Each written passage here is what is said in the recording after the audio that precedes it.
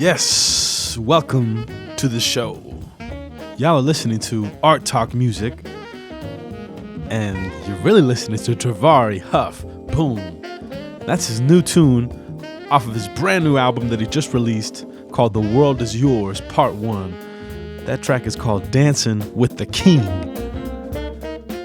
It sounds so wonderful, man. We had a chance to sit down in New Orleans and talk a bit before he released this album, just about his process and what he's been up to musically and his inspiration for putting this album out, which is his third release. Very inspiring to see someone at 23 years old hustling like that. He's just finishing up his studies over at the University of New Orleans, getting a master's in jazz studies, and we talk about a lot of that stuff. It's great. Now I'm going to shut up and let you listen to the rest of this track as we groove, and then we'll get to the podcast. Come on, Trey.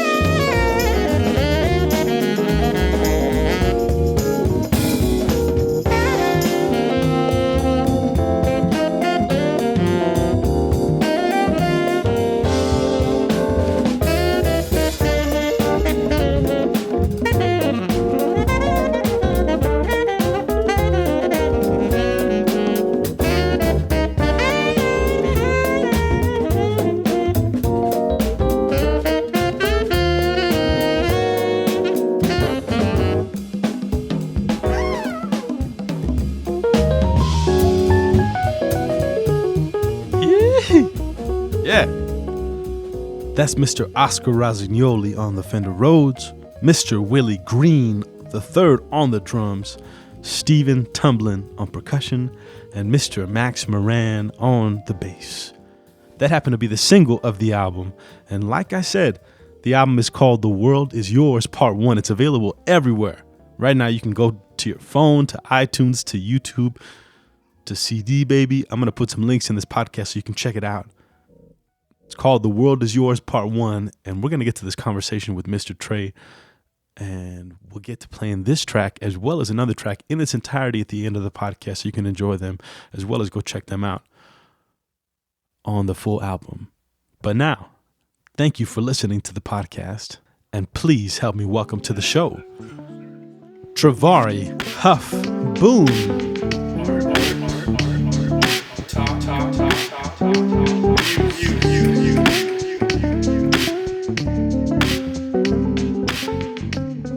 Mr. Trevarri, thank you for being on Art Talk Music. What's happening, my man? I'm doing good, man. How you doing, man? I'm good, brother. I'm good. It's great to see you here in this beautiful city of New Orleans. Oh, yes. Now tell me about what's happening with you, because you, my friend, since I saw you in New Mexico, second time you came out to New Mexico, but since I saw you from then, you went to Costa Rica. You're about to be putting out an album right now. You got a single out. Do you have the single out right now to the world? Yes, the single is out right now. And the album is going to be out by the time this podcast drops, so you can go check out the whole thing, man. Tell me about it, man. What's the name of the album, bro? The name of the album is called The World Is Yours. The World Is Yours. Where'd you come up with that concept? What's that? I'm guessing that's one of the songs on the album. No, actually. It's not? It's just the the name of the album. Exactly. All right. But it's a concept, So this is part 1. I'm gonna have part 2 of the album come out. Tell me about that. Okay. Probably some few years from now. Oh shit. Okay. Yeah. I like that. That's my idea. I actually named my first album The Story of Part 1 so that I can do the exact thing you're talking about. That's beautiful. All right. So tell me why that title. So The World Is Yours, I was what I tell everybody is that it really is a personal thing. The world of yours concept is like, I want for myself, tell myself, if you do anything, the world is yours. You can, if you believe in yourself, work hard. Yes. There's anything you can achieve, but also within this, the world is yours concept is that, there's all this knowledge and stuff out there for you to learn as well. Right. So, why not go out there and figure it out? Like one song, like Dancing with the King, for instance. Right. It's about African king dancing with the people in his community. And if you look at the cover of it, it's an African king and a little boy. And the little boy is the first person he started dancing with. He sees the boy, just playing and stuff, and then music starts, and he grabs the boy's hand. It's like, let's dance, man. Even though I'm a king and you're, not of the same quality or royalty, doesn't mean I can't go out and be a part of the people, because that's very important. It's like the deeper thing is that, we as a community, we need to come together and be as one and not try to, look at each other a certain way, or a certain thing and stuff. Yeah. That's badass, man. It's a beautiful concept and definitely a thing that we can all kind of take from, bro. So tell me about the songs. Tell me about the players, because you got quite a slew of monsters on the record. Yeah, so I have my friend Max Moran. I have another friend of mine named Willie Green, who's a great drummer. That's how I know you. The great Willie Green. Mr. Willie Green. Mr. Willie Green. And then I have not to be confused with Mean Willie Green. Not Mean Willie Green. But backtrack, Max Moran, great bass player. He plays with a lot of cats. He recently was playing with Jameson, Ross, and a lot of other few people and everything. Yeah. And then a friend of mine named Taylor Morosky, who's a bass player. Yeah. And we kind of played together, and I first met Taylor in Allstate. Really? Yeah. I met Taylor way before we met in college and everything. And so was he also at Shreveport? You're originally from Shreveport, Louisiana. Yeah, but Taylor's from Mandeville. Nice, okay. And we did Allstate together. Of course, everyone meets each other from around the state in high school and shit. So you guys, around the same time you guys graduated high school. What year did you graduate high school? I graduated I graduated in 2013. 2013. From Mandeville High School, or what high school was that? Me? Mandeville, Shreveport High School. I'm sorry. Got to make something with that. Yo. Mandeville High School? No, I graduated from Caddo Parish, Magnet High School. Got you. Yeah. Got you. And it's actually an art school, so nice, beautiful. Kind of like NOCA over there. Yeah, kind of like NOCA, but it is a public school. NOCA, I guess, is more of a private thing. You kind of have to audition and stuff to get in NOCA. But NOCA's the New Orleans Center for the Creative Arts, of course. Yeah.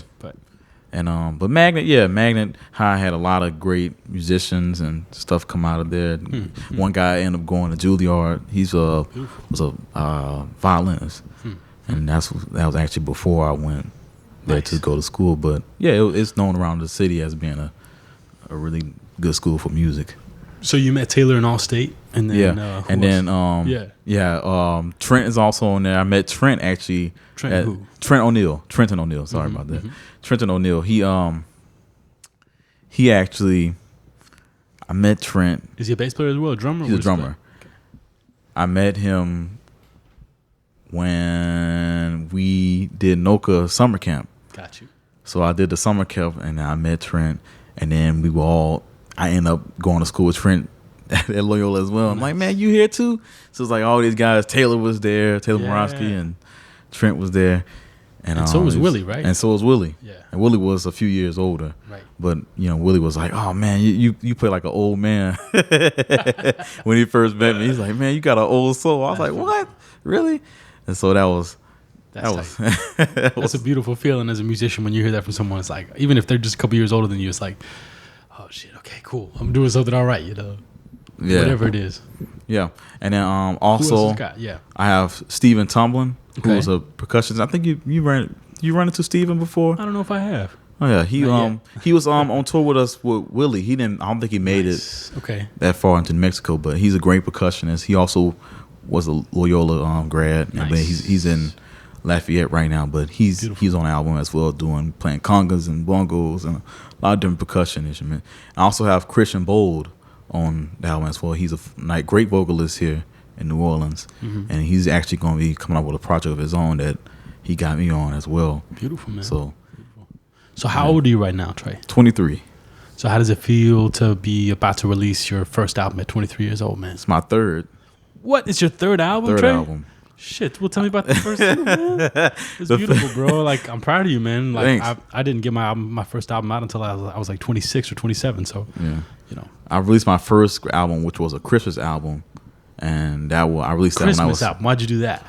Well, my mom was like, she was like, She put the idea in your head, or what? yeah, she's like, well, Trey, you ever thought about doing some music? And my stepdad, he has his own studio, and so okay, so it all kind of worked itself out. Yeah. And she was like, Trey, you should really think about doing an album. People want to hear you play on and do music and stuff. I was like, okay. And so we decided to do a Christmas album. And so tell me about when that was. Like, how many years? How old were you for your first record? For that 17. So that was 6 years ago. Okay. And then I released my... So you were still in Shreveport?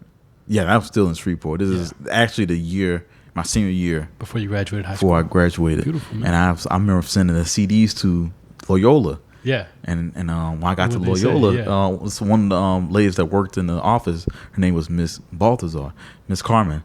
And she listened to it, and she was like, I know you. And I was like, really? She's like, yeah, I heard your CD. And then from that day, me and Miss Carmen became great friends. What's up, Miss Carmen? Yeah, I know. What's up, Carmen? And yeah, she listened to my album, and she really enjoyed it. And then after that, I released Without My Music, which I released last year. Without music. Without My Music. Got you. What was the concept behind that title? So it was generally the idea that I wouldn't be anywhere. I feel like I was, I guess designed, or I have this calling to do music. Yeah. And I want to show the things that inspired me. So on the album, you hear like things like funk and you hear jazz stuff. There's a lot of different areas. It doesn't really sit on kind of one cohesive concept. It's just a lot of different songs, a lot of things that's kind of thrown your way. And with this album, particularly, it's a bigger concept where everything kind of works together and ties together to the whole picture I'm trying to paint. Yeah, that's beautiful, man. So what role do you think a musician educating themselves on the business aspect plays? Because now that you put out your third album, we were talking before the podcast started about copyright and about, publishing, and about, as a musician, not just learning about how to protect yourself, but just about how to do the process, right. And go about it the best way.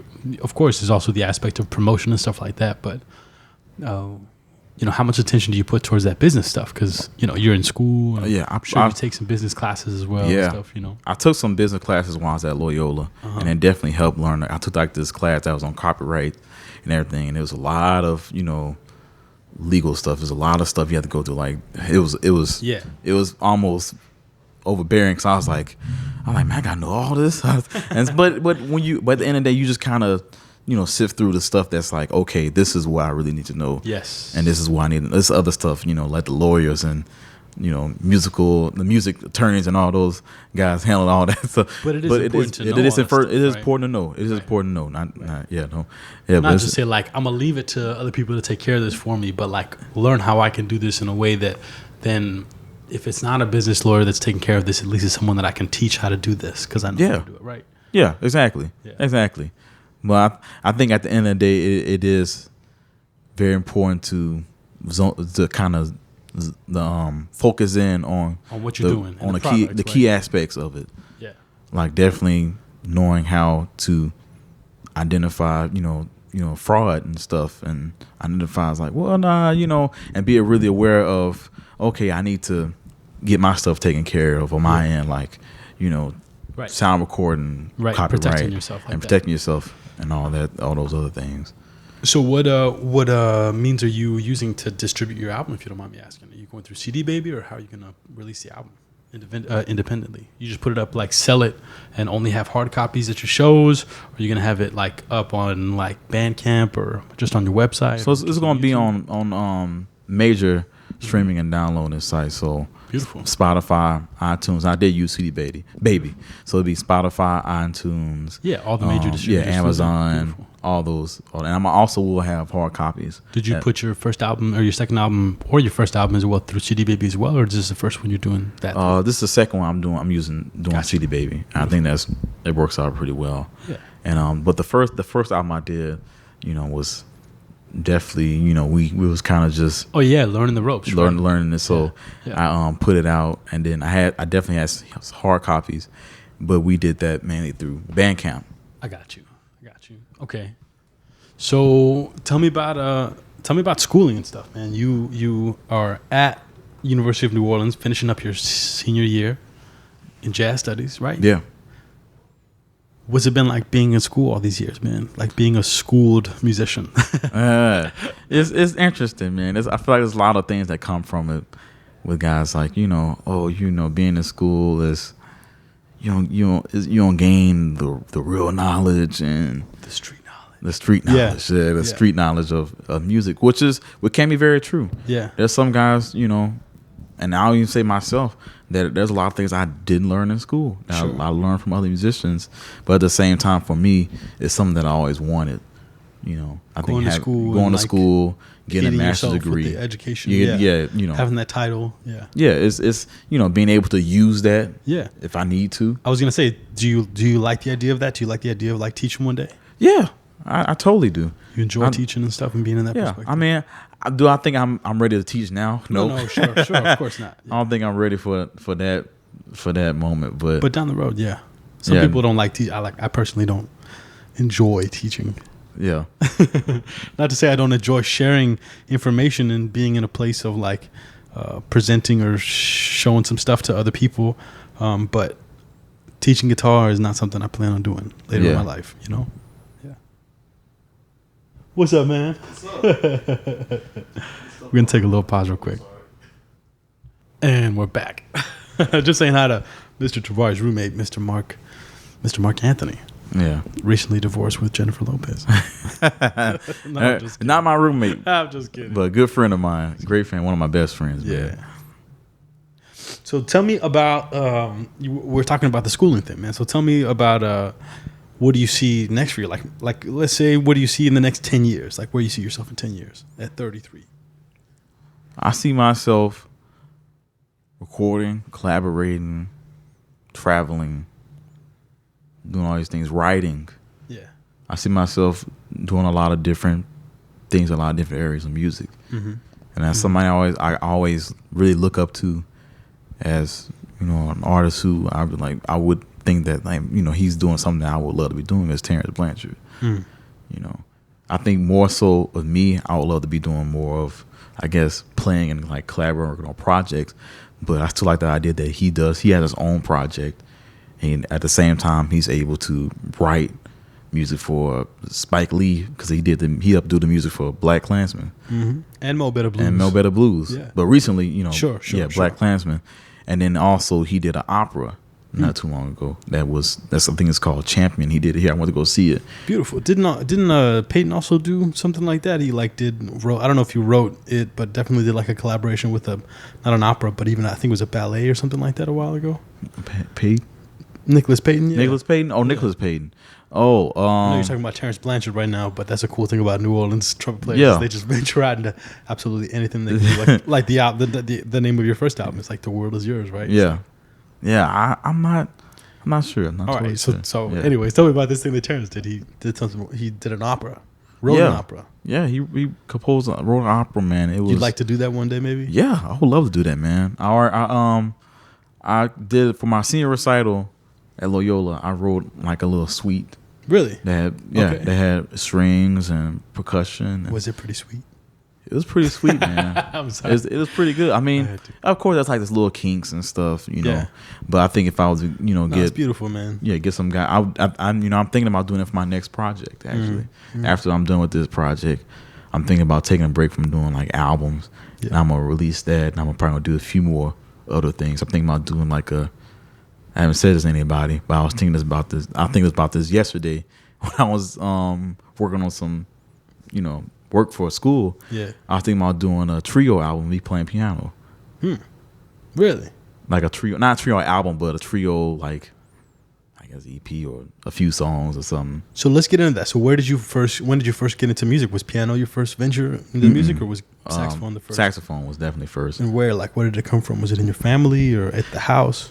Yeah, it was. I mean, the saxophone wasn't. Music is definitely in my family. My mom she plays organ. Really? Yeah, she used to play organ at church. I just sit by and watch a little kid and watch her play organ. Wow. And but she also played bass in the orchestra.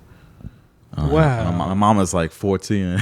Wow, man. So the bass was towering over her. She was telling me about that, but she used to play bass in the orchestra. And so it definitely, she has a very deep Impact on your appreciation life, of music. Was your father musical like that? Not so Just much. appreciated it? Yeah, he loves music. Everybody in my family loves music. Sure. And so as a little kid, I was drawn to the saxophone. I was telling a few guys asked about how did I get into playing saxophone. And I told them I was 5 years old and I was watching PET Jazz, and they used to have segments on there. They used to show like clips and stuff and play music. You were watching what? Which BET Jazz. Okay. When it used to come on. Okay. And I think they had a clip of Miles Davis and John Coltrane. I asked my mom, I was like, what is he playing? Talking about John Coltrane. He's like, oh, it's saxophone. I was like, I want to play saxophone. But wow. And that's So kind of how connection was straightly from Train. Yeah. Beautiful. It was straightly from Train. And I've seen it before. Mm-hmm. Yeah, but it was that point that you were like, yeah. At that point, I was like, that's cool. Yeah. I want to be that cool. But I was too small to play it at 5. Yes. Yeah. And so I had to wait a few years later before I could pick it up, which I started about 9 years old with the saxophone. And then after that, middle school, that's when I started playing piano. I took classical piano lessons with a teacher named Miss Leach, and she was great. She had me working on my technique and everything on piano and etudes and stuff. But it just came to a point where my mom was like, so you have to choose: are you going to take piano lessons or saxophone lessons? I'm like, I think I'm going to stick with saxophone. So I stopped taking lessons with Miss Leach, and then I kept doing it on my own. I used to watch the guys at church and figure out the voicings. And of course, I already knew my theory and knew everything about music in general. So the rest kind of just was me trying to just practice it and get used to doing it, because I knew my chords, and so I could voice it. And I'm like, I kind of like the way I voice this instead. I like doing this voice, and so I kind of found my own way of what I liked as comping and playing melodies and or whatever on piano. And I still do it to this day. I'm still trying to refine and still trying to get better at the piano. And I think that is a key component in the way I write too. I was just going to ask you about that. I'm sure that totally influences the way that you write. So do you write from the piano more or from the saxophone, or how's that writing? I write mainly from the piano. I mean, I'll sing melodies. A lot of times I'll sing a melody on top of what you're playing on the piano, though, right? Or by yourself? By myself. Like I'll be walking, I'm like, oh man, this sounds kind of cool. Yeah. I'll sing a melody, or I'll sing like a bass riff, and then I'll go. Do you capture that, or do you just remember it? Do you like take your iPhone out and record it so you don't forget it, or do you just go straight home?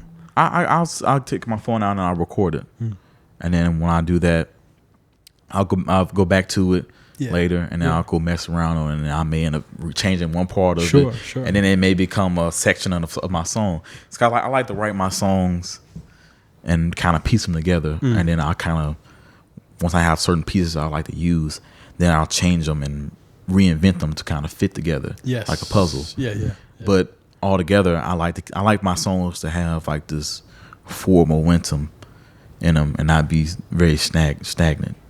Yes. I like for the listener to, when they listen to my compositions, to feel like they're a part of something, and like they're part of the music and part of what's going on, rather than then it's just we play the song, solos, and then we play the song again, and it's like a person has a section they may play a solo on. This person may have a section they can play a solo on. Yeah. This section may not even get played anymore. It's probably just for someone just to hear, and then I may change, and I may bring the bridge back again. It's like I like kind of writing my songs like that. Interesting. Yeah. To where it's not necessarily, it's about the composition and arrangement of the song rather necessarily than just the soloing, and even sometimes just the melody. I probably want the bridge to be the main thing, one thing in the bridge to really stick out the most on the song, right in the melody. That's now a song on my last album called Street Corner Trouble kind of does that. You listen to it, the melody comes out. That only happens one time in the whole song. We only play the main melody one time, but the bridge happens a lot of times throughout the main song, and that's why to be like the highlight, right? And that's why I want to stick out. Because the bridge is so unique. It has like this little synth part. Yeah, that's almost like very fantastical in a way, like very fantasy like, bling, bling, bling, bling, bling, bling, and then on top of that you have the saxophone and the trumpet playing, this background parts to whoever's soloing, and else, in that case it'll be guitar player.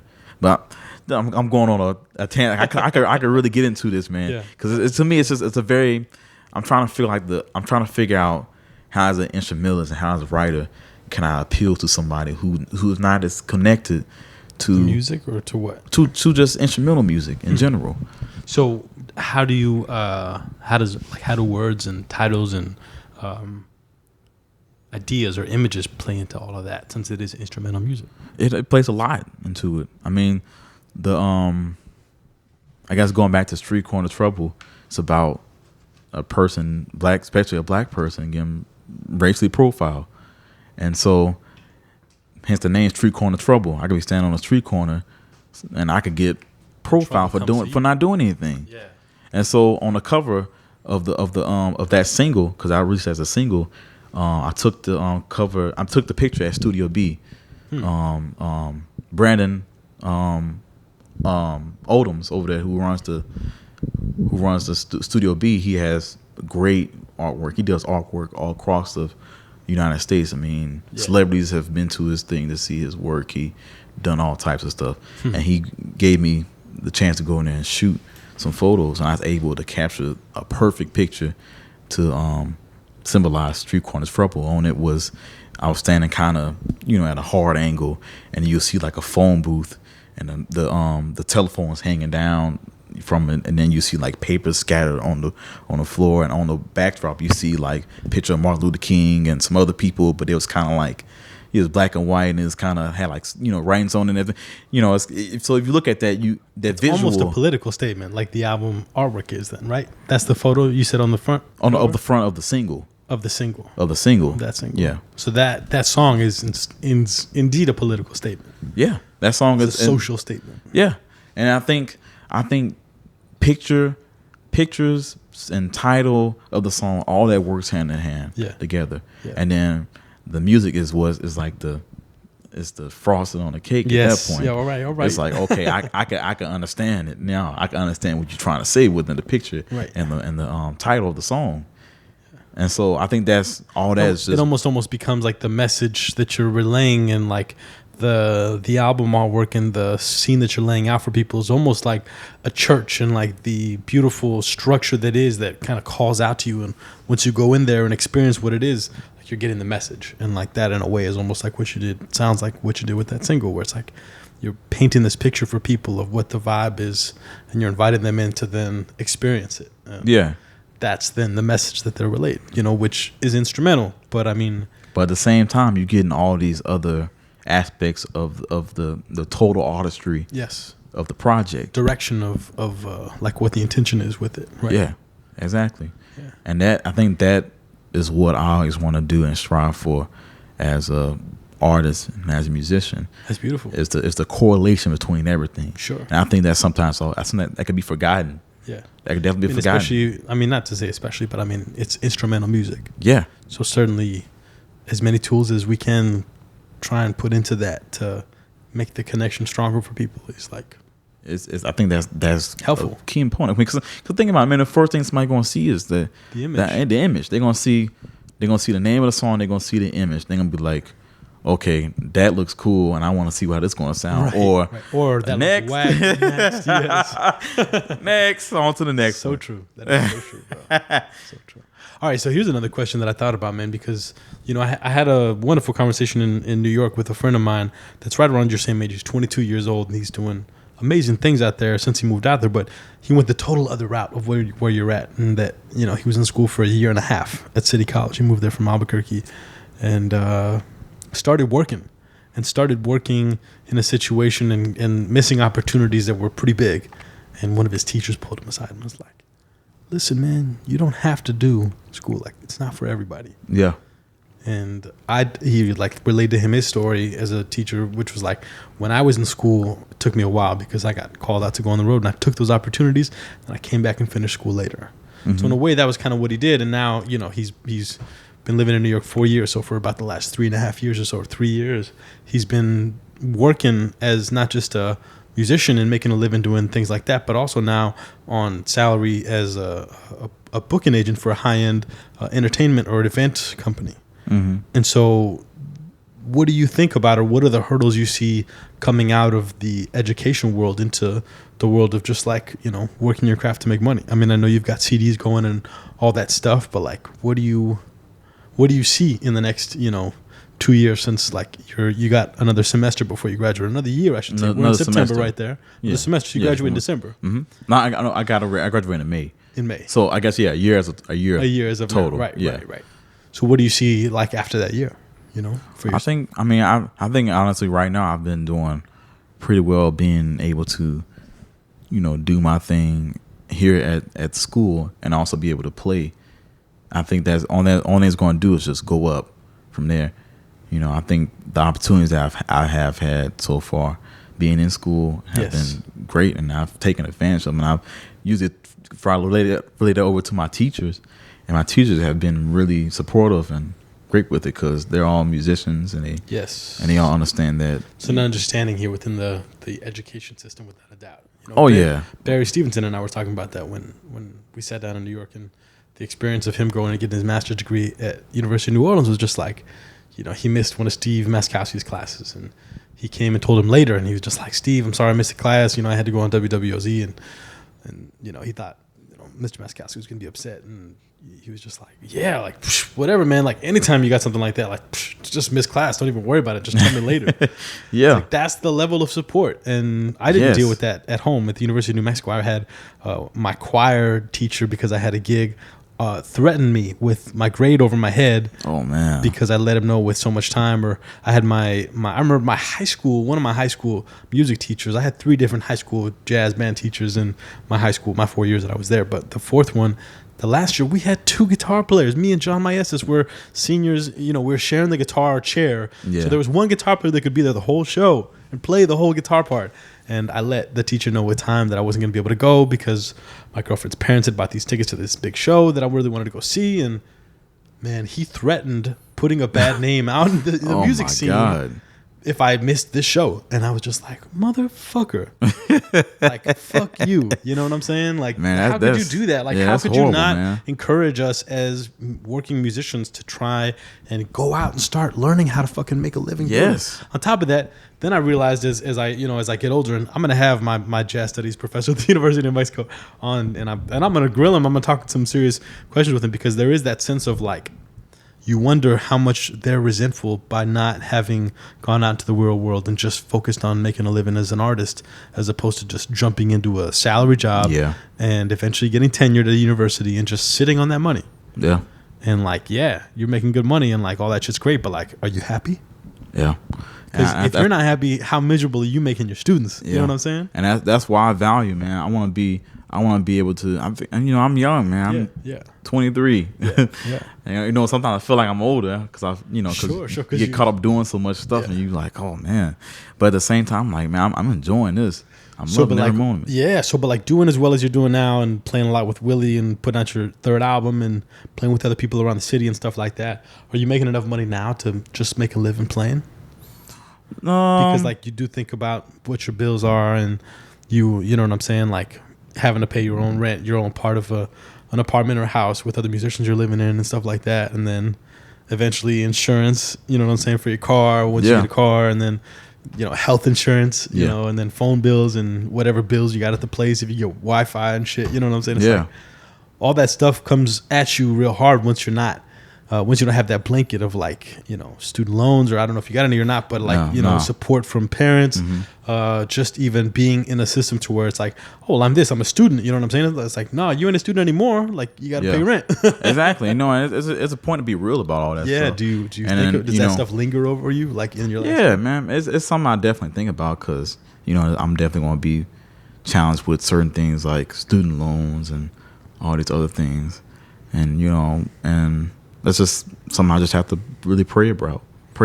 Yeah. And, But beyond prayer, like, as someone who's already gigging and stuff like that, like, how do you think, just you and me having this conversation that other musicians will listen to that maybe are in high school or in university and thinking about that step and stuff like that? It's like, how can we prepare ourselves logistically to like put our feet on the ground and like figure out that like our business, is like one of variable, you know what I'm saying? It's like some gigs you'll have, like some months you'll have so many gigs and you'll be making great. And then the next month you'll have like 3 gigs. Okay. So my thing for that is that I will say you can't limit your resources. Absolutely. And what I mean by resources, I mean, okay, forms of income, right? Yeah, other ways of making money. Right. So I like writing.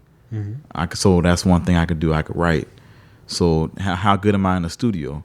So I could work in a studio. Right. Can I teach? I could give kids lessons. That's another way of making money. Big time. I could even I didn't say pick up a side job. Nothing's wrong with that. That's right. Tell them, man. But like, nothing's wrong with a side job. Nothing wrong with anybody out there making a side job. Wrong with that? The more and more you travel and you realize and you see other musicians in other communities, you realize everybody has got some kind of day gig. Yeah. Like that's just the reality of the situation. Unless you are a touring musician, and if you're a touring musician, you're probably on the road 100 to 250 to 300 days a year. And like that is a whole nother level of working music. It is. And excuse me for saying, but like whoring yourself out as a musician, because maybe it is what you want to be doing or maybe it isn't, but whatever it is, it's going to take up way more than 40 hours a week. You know what I'm saying? And when musicians work on the weekends as well as have rehearsals and got to shed their own to not only get better on their instrument, but then practice for that music, for those gigs, for that weekend, for that month, as well as have their other job, you know what I'm saying? Artists easily putting in 40, 50, 60, 80 hours a week. It's up to 100 hours a week. It's another thing that I feel like we're going back to the business thing, is one thing that I've been doing lately, so I'm going to get stronger, is how do you look on social media? Yeah. How does your website look? Yes. Yeah. Your professional cover, man. Like your how do you look? Because think about it. If I want to be submitting stuff to all these other people, and places look at me, what's going to come up when you look on Google? Because that's what other people are going to do. Exactly. Yeah. It's like they're going to go to your website. So I'm going to go to your website and check you out. Yep. Look at the website. What's your presence on YouTube? How much you got the videos you got? Yeah, what you got on YouTube? How many followers you got on so-and-so? On Twitter, on Instagram, on Snap, on Facebook? And what's the interaction like? Yeah, even get deeper. It's like, how are you looking as a person? Yes. I mean, that's just going another deeper level. Is like looking / presenting yourself, because the way you are looking to other people is how you are presenting yourself and how you choose to have etiquette by promoting well, not promoting at all, having your shit together business-wise and being on top of it and always currently updating shit. Because, like me, it's like any musician or artist, there's the one part of our website which is always changing, which is the shows coming up. Yeah. And then whatever's new, and if you have the same shit on you had from a year ago or something like that, So, yeah, people definitely pay attention, man. Yeah, and that I think that all plays back to the thing about the resources thing. It's like because that's gonna be effective for getting other opportunities. That's right. So it's like all these things kind of really interplay with each other. Yeah, it's like you want to make sure that I want to make sure I'm constantly making the right moves and putting the right effort into making me be the musician and the artist that I want to be. Yeah. Yeah.